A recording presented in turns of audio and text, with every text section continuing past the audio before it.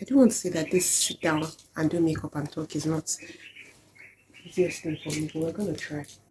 Let's just say I decided not to try and just do all voiceovers like I would.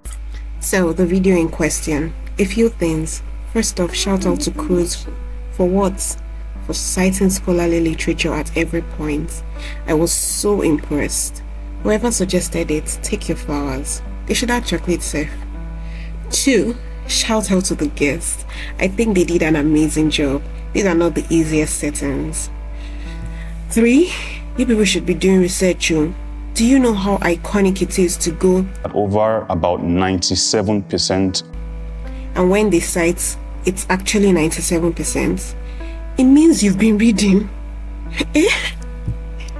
Now on the main dish, Cruz asked this question, and I agree with only one very articulate response, which I would leave at the end if you're interested in the original response.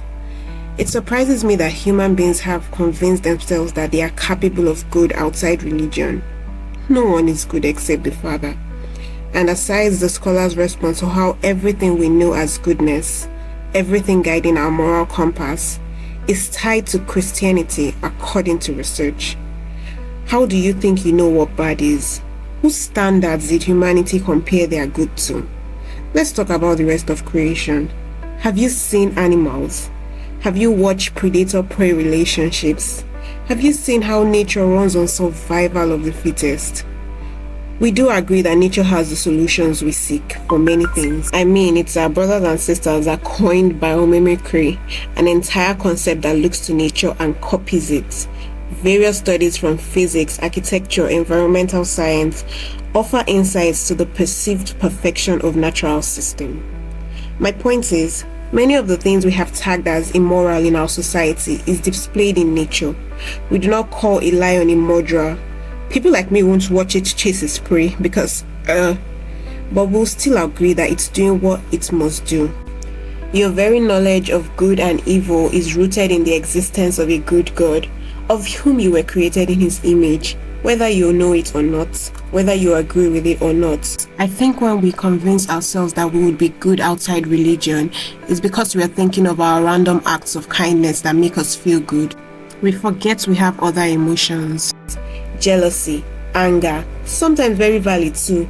We do be annoying each other. I mean, the government and politics in many nations is enough.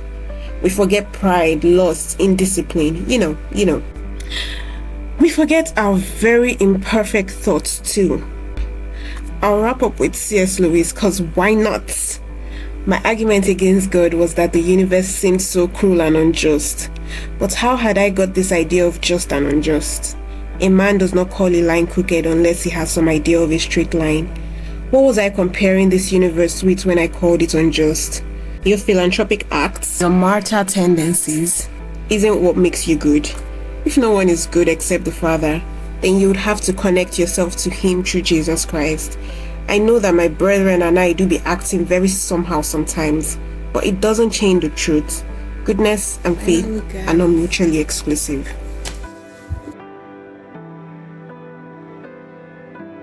And the disagreeer now speak. I like everybody's submission, by the way. It's not as much as disagreeing as such. What I disagree particularly with is the framing. They are not particularly at odds.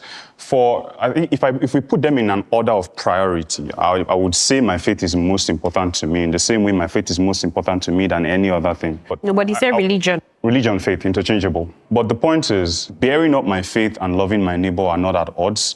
Matter of fact, the very reason why I know that I can love my neighbor, I'm enabled to love my neighbor, is because of my faith. If we're to speak from a sociological perspective, the Christian faith has done a lot for the world. It has done a lot in transforming our moral psychology through the ages. The idea of charity, for instance, came with the advent of Christianity. The idea of hospitals, for instance, came with the advent of Christianity. The idea of universal human rights. And that's not to say that there aren't... You said, I'm not completely disagreeing. You said, what makes you love your neighbor is because of your Christian faith. People would tend to place religion, and it is their basis so dear to their hearts.